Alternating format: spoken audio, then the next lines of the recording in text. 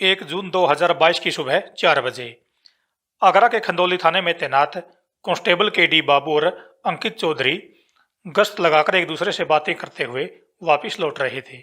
रास्ते में सड़क के किनारे एक शव जल रहा था। दोनों पुलिस वाले जलते शव के पास पहुंचते हैं और आग को बुझाने की कोशिश करते हैं। यह शव किसका था, इसकी हत्या किसने की, इसका क्या कसूर था और इसको क्यों जलाया गया, आज की इस वीडियो में हम इसी विषय पर बात करेंगे। दोस्तों, मेरा नाम है राजेंद्र सिंह और आप इस वक्त हैं story with RS YouTube channel पर। खुशबू नाम की एक लड़की थी जो एटा जिले के नैनसू गांव की रहने वाली थी। खुशबू ने अपने 8वीं क्लास तक की पढ़ाई गांव के स्कूल से पूरी की थी, लेकिन बाद में खुशबू का परिवार आगरा आ गया था और शांता कुंज कॉलोनी में रहने लगा। खुशबू के पिता वीरपाल पुलिस में थे। खुशबू ने आगरा के एक स्कूल में 9वीं कक्षा में दाखिला ले लिया। खुशबू की क्लास में आशीष नाम का एक लड़का भी पढ़ता था। दोस्तों, ये जिंदगी का वही पड़ाव था जहां पर हर किसी से गलती हो जाती है और उनके साथ भी ऐसा ही हुआ। खुशबू और आशीष एक दूसरे के प्रति आकर्षित हुए। उनकी दोस्ती प्यार में बदल गई। दोनों कभी चोरी छिपे मिलते तो कभी बातें करते। दोनों एक दूसरे को हद से ज्यादा चाहने लगे और आपको पता है कि हद से ज्यादा हर चीज जहर के समान होती है, चाहे प्यार हो, नफरत हो, विश्वास हो, अच्छाई हो या फिर बुराई, चाहे कुछ भी हो।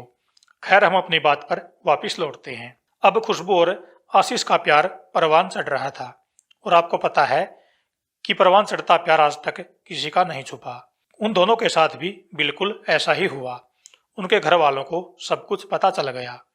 खुशबू के पिता वीरपाल ने 3-4 बार खुशबू और आशीष को समझाया भी कि वो ये हरकत ना करें। वैसे समाज में किसी लड़की या लड़के का माता पिता नहीं चाहता कि उनका बेटा बेटी कुछ ऐसा गलत करे जिस कारण उन्हें नीचा देखना पड़े। एक पिता के नाते वीरपाल भी नहीं चाहते थे कि उनकी बेटी आशीष से बात करे। अब खुशबू और आशीष एक साथ 12वीं क्लास पास कर चुके थे। वीरपाल ने समझदारी दिखाते हुए अपनी लड़की खुशबू का दाखिला लड़कियों के कॉलेज में करवा दिया और अब खुशबू बीकॉम करने लगी। खुशबू के पिता वीरपाल को लगता था कि इन दोनों के दूर होने से रिश्ता कमजोर पड़ जाएगा और वैसे अब खुशबू भी समझदार हो चुकी थी। उसे अच्छे बुरे का पता चल चुका था। वो अपने पिता की इज्जत के बारे में भी सोचने लगी थी। खुशबू को लगता था कि वो आशीष से पीछा छुड़वा लेगी, लेकिन आशीष के सिर पर अब तक इसक का भूत सवार था। वो खुशबू पर लगातार शादी करने के लिए दबाव डाल रहा था, लेकिन खुशबू हर बार शादी करने से मना कर देती।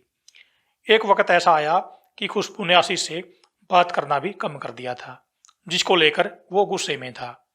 एक बार तो उसने गुस्से में खुशबू के साथ खींचा गया एक फोटो भी सोशल मीडिया पर अपलोड कर दिया था, जिसको लेकर खुशबू के पिता वीरपाल ने आशीष पर मुकदमा कर दिया था। लेकिन आशीष ने माफी मांग ली कि दोबारा वो खुशबू को परेशान नहीं करेगा, जिसके बाद वीरपाल ने अपनी शिकायत वापस ले ली और आशीष को थाने से छोड़ दिया गया। ये दोनों इतना कुछ होने के बाद भी एक दूसरे से चोरी छिपे बातें करते रहे। एक दिन आशीष के माता पिता गंगा घाट पर स्नान करने जाने वाले थे। आशीष के मन में विचार आया कि क्यों ना इस दिन खुशबू को घर पर बुला लिया जाए। आशीष खुशबू से बात करता है और आखिरी बार मिलने के लिए उसको घर आने के लिए राजी कर लेता है। 30 मई 2022 की सुबह 10 बजे पुलिस की पीसीआर पर तैनात वीरपाल सिंह की 20 वर्षीय लड़की खुशबू कॉलेज जाने के लिए अपने पड़ोसी दुर्गेश के साथ बाइक पर बैठकर घर से निकलती है और वो कॉलेज जाने के बजाय आशीष के घर चली जाती है। दोनों एक दूसरे के साथ गर्मजोशी के साथ मिलते हैं, प्यार भरी बातें करते हैं और बात करते करते शाम के 4 बज जाते हैं। खुशबू बोलती है कि अब उसको घर जाना है, वो काफी लेट हो गई है, घर वाले उसका वेट करेंगे। वो ये कहकर चलने की तैयारी करती है। आशीष फिल्मी अंदाज में खुशबू का हाथ पकड़ लेता है और बोलता है कि मैं आपसे हद से भी ज्यादा प्यार करता हूँ और आपसे शादी करना चाहता हूँ। खुशबू कहती है कि सच्चा प्यार शादी का मोहताज नहीं होता। मेरे घर वाले अपनी शादी के खिलाफ हैं और मैं आपसे शादी तो नहीं कर सकती। आशीष ये जवाब सुनकर गुस्से में लाल हो जाता है और आपस में दोनों की कहासुनी हो जाती है। विवाद इतना बढ़ जाता है कि आशीष खुशबू की दुपट्टे से गला घोंटकर हत्या कर देता है। खुशबू की हत्या करने के बाद उसने शव को अपने पलंग के नीचे छिपा दिया। गुस्से में आशीष ने अपनी प्रेमिका की हत्या तो कर दी, लेकिन हत्या के बाद वो परेशान हो गया। उसके मन में बार बार एक ही प्रश्न आ रहा था कि अब लाश को ठिकाने कैसे लगाया जाए। आरोपी आशीष जानता था कि खुशबू के लापता होने पर पुलिस सबसे पहले उसके मोबाइल की लोकेशन पता करेगी। रूह कंपा देने वाली घटना को अंजाम देने के बाद पुलिस की आंखों में धूल झोंकने के लिए शातिर आशीष अपनी प्रेमिका के मोबाइल फोन के साथ इधर उधर घूमता रहा और हत्या वाली रात यानी कि 30 मई की रात लगभग 9:45 बजे ट्रांसिमुना कॉलोनी में पहुंचकर उसने अपनी प्रेमिका का मोबाइल बंद कर दिया। उसे लगा था कि पुलिस यहीं पर खुशबू को तलाश करेगी। ये सब करने के बाद भी वो रात भर शव के साथ रहा। पूरी रात उसकी आंखों में जाग कर कटी। अगले दिन यानी कि 31 मई को उसके माता पिता आ गए। गर्मी का मौसम होने के कारण और कमरा बंद होने के कारण शव से दुर्गंध आने लगी। इस पर उसने कमरे में अगरबत्ती भी जलाई, लेकिन काम नहीं चला। दुर्गंध आने पर पिता मुकेश तोमर ने जब आशीष से इस बारे में पूछताछ की तो वह कुछ जवाब नहीं दे पाया। इस पर पिता को शक हो गया। उन्होंने कमरे की तलाशी ली। अब उन्हें खुशबू का शव पलंग के नीचे मिल गया। लड़की की लाश देखकर मुकेश तोमर घबरा गए। तब आशीष ने हत्या के बारे में बताया और कहा कि मुझसे गलती हो गई। मुकेश तोमर ने पुलिस को इस संबंध में जानकारी नहीं दी, जो एक उम्रदराज व्यक्ति होने के नाते उसकी सबसे बड़ी गलती थी। बाप और बेटी ने शव को ठिकाने लगाने की साजिश रची। पहले शव को यमुना नदी में फेंकने की योजना बनाई। उसके बाद शव को गड्ढे में दबाने की योजना बनाई। फिर दोनों को लगा कि गड्ढा खोदने में देर लगेगी। ये सब सोचते सोचते देर हो गई। आखिर में शव को रजाई के कवर में लपेटकर वापस पलंग के नीचे रख दिया गया।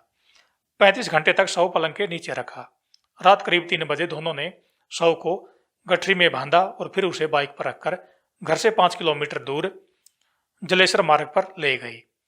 बाइक पिता मुकेश ने चलाई, जबकि शव को लेकर आशीष बाइक पर पीछे बैठा था। सोचिए, आशीष के हाथों में उसी खुशबू का शव था जिसके बिना आशीष एक पल भी नहीं रह सकता था।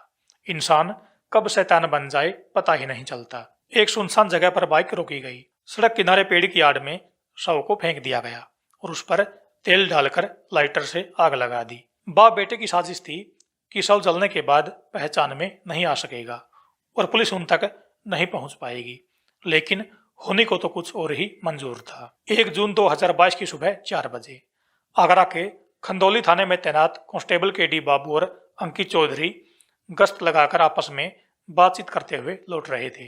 रास्ते में एक गांव पड़ता है जिसका नाम है आबेदगढ़। इसी गांव के मोड़ पर सड़क के किनारे एक शव जल रहा था। दोनों पुलिस वाले जलते शव के पास पहुंचते हैं और आग को बुझाने की पूरी कोशिश करते हैं।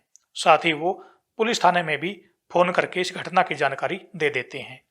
वहां से गुजर रहे कुछ गांव वाले भी मौके पर पहुंच जाते हैं और आग को बुझाने की कोशिश करते हैं। जब तक मौके पर और पुलिस वाले आते तब तक ये दोनों पुलिसकर्मी रेत डालकर आग पर काबू पा चुके थे। पुलिस अध जले शव को अपने कब्जे में लेती है और जांच में पता चलता है कि यह शव 20-22 साल की एक लड़की का है, जिसका पेट और नीचे का हिस्सा ज्यादातर जल चुका है। ये लड़की कौन थी, उसकी हत्या किसने की, कहाँ और क्यों की? लड़की के पास मोबाइल अथवा ऐसी कोई भी चीज नहीं मिली जिसके आधार पर उसकी शिनाख्त हो सके। दूसरी ओर खुशबू के शाम 3 बजे तक घर न लौटने पर घर वालों को चिंता हो गई। खुशबू के दादा खुशबू के मोबाइल पर कॉल करते हैं, लेकिन फोन बंद आता है। किसी अनहोनी की आशंका से उन्होंने अपने बेटे वीरपाल को फोन करके इसके बारे में बताया कि खुशबू अभी तक घर नहीं आई है। वीरपाल तुरंत घर पर आ गए और सबसे पहले उन्होंने खुशबू की सहेलियों से बातचीत की, लेकिन रात तक काफी तलाश करने के बाद भी खुशबू की कोई जानकारी नहीं मिली। 31 मई 2022 खुशबू के लापता होने के अगले दिन थके हारे वीरपाल अपनी बेटी के लापता होने की थाने में रिपोर्ट दर्ज करवाते हैं। खुशबू के लापता होने पर पुलिस वालों ने सबसे पहले घर वालों से पूछताछ की। उन्होंने बताया कि 30 मई की सुबह 10 बजे घर से खुशबू अपने पड़ोसी दुर्गेश के साथ उसकी बाइक पर निकली थी। उसकी परीक्षाएं चल रही थी और उसका 4 जून का पेपर था। इसके लिए उसको कॉलेज की लाइब्रेरी में कुछ किताबें जमा करनी थी, जबकि कुछ किताबें घर लेकर आनी थी। इसके बाद वो लापता हो गई। इस पर पुलिस ने सबसे पहले पड़ोसी दुर्गेश से पूछताछ की। दुर्गेश ने बताया कि उसने तो खुशबू को कॉलेज से पहले रास्ते में ही छोड़ दिया था। पुलिस ने कई स्थानों के सीसीटीवी कैमरे भी चेक किए। खुशबू के मोबाइल की कॉल डिटेल्स निकाली गई और जांच शुरू की गई। पुलिस को खुशबू की आखिरी लोकेशन 30 मई की रात 9:45 बजे ट्रांस-यमुना कॉलोनी की मिली। इसके बाद मोबाइल बंद हो गया। पुलिस ने ट्रांस-यमुना कॉलोनी में भी उसे तलाशा। अब तक पुलिस के हाथ ऐसा कोई सुराग नहीं लगा था कि खुशबू के बारे में जानकारी मिल पाती। पुलिस 30 मई के उन नंबरों की जांच में जुट गई जिन पर खुशबू की बात हुई थी।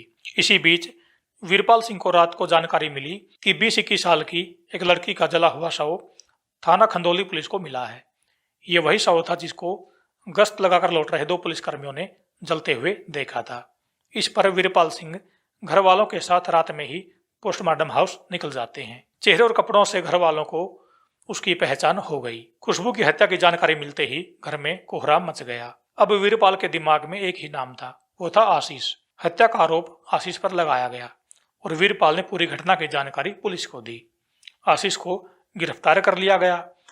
आशीष ने वारदात की सारी बातें पुलिस को बताई। इसके बाद उसके पिता को भी गिरफ्तार कर लिया गया। दोस्तों, इस कांड का पर्दाफाश 2 ईमानदारों कर्तव्य के पक्के पुलिसकर्मियों की वजह से हुआ। अगर पिता पुत्र मोह में नहीं फंसते और घटना की जानकारी पुलिस को दे देते तो आशीष के पिता को बुढ़ापे में जेल नहीं जाना पड़ता। अगर आपके आसपास या घर परिवार में कोई भी अपराधी घटना होती है तो आप सबसे पहले इसकी जानकारी पुलिस को दें। अगर आप अपने आसपास दिन प्रतिदिन समाज में होने वाली घटनाओं से रूबरू होना चाहते हैं तो हमारे चैनल को सब्सक्राइब कर लें और अपने दोस्तों को जागरूक करने के लिए इस वीडियो को ज़्यादा से ज़्यादा शेयर करें। आपका दिन शुभ रहे।